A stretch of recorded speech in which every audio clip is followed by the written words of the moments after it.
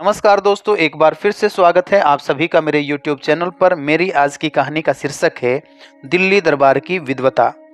एक दिन दिल्ली दरबार में किसी दूसरे देश का विद्वान आया और बादशाह अकबर से बोला, जहाँपना मैंने सुना है कि दिल्ली दरबार में बड़े ही विद्वान और समझदार लोग रहते हैं।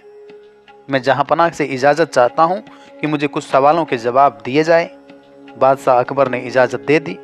तब विदेशी विद्वान ने 5 सवाल किए। उसने सबसे पहला सवाल किया कि सबसे अच्छा फूल किसका होता है।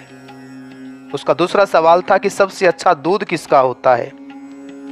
और उसका तीसरा सवाल था कि मिठास किसकी अच्छी होती है।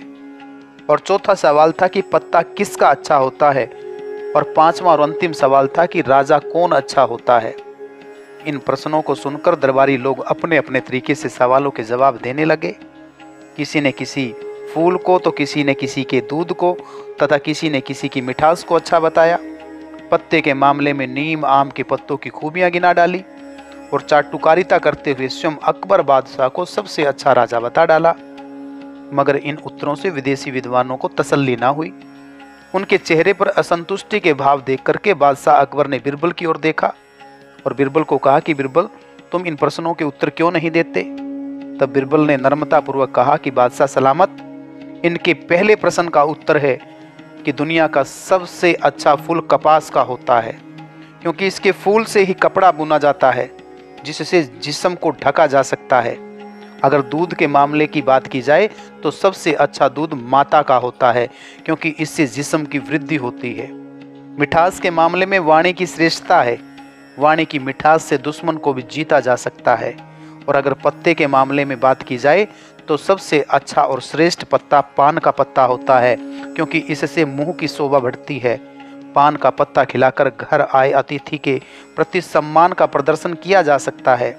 और राजाओं के मामले में राजा इंद्र की श्रेष्ठता को नकारा नहीं जा सकता, क्योंकि उनकी कृपा से ही बारिश होती है, जिससे संसार को हरियाली मिलती है, खेती बाड़ी होती है और जीवों का पेट भरता है। अब बादशाह ने विदेशी विद्वान की ओर देखा। वह बोला, वाह वाह आलमपना, मैंने जैसे सुना था मैंने वैसा ही पाया। मेरे 5 सवालों के सही उत्तर यही है। दिल्ली दरबार के विषय में जैसा मैंने सुना था वैसा ही मुझे मिला है। मैं संतुष्ट हूँ।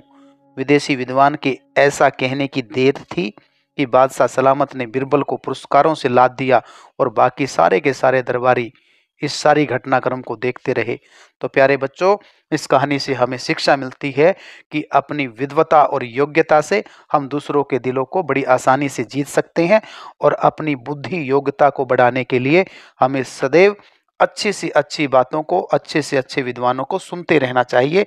उम्मीद करता हूं कि आपको मेरी ये कहानी अच्छी लगी होगी। अगर आपको मेरी ये कहानी अच्छी लगी हो तो इस कहानी को लाइक करना, शेयर करना और मेरे चैनल को सब्सक्राइब करना। Thank you.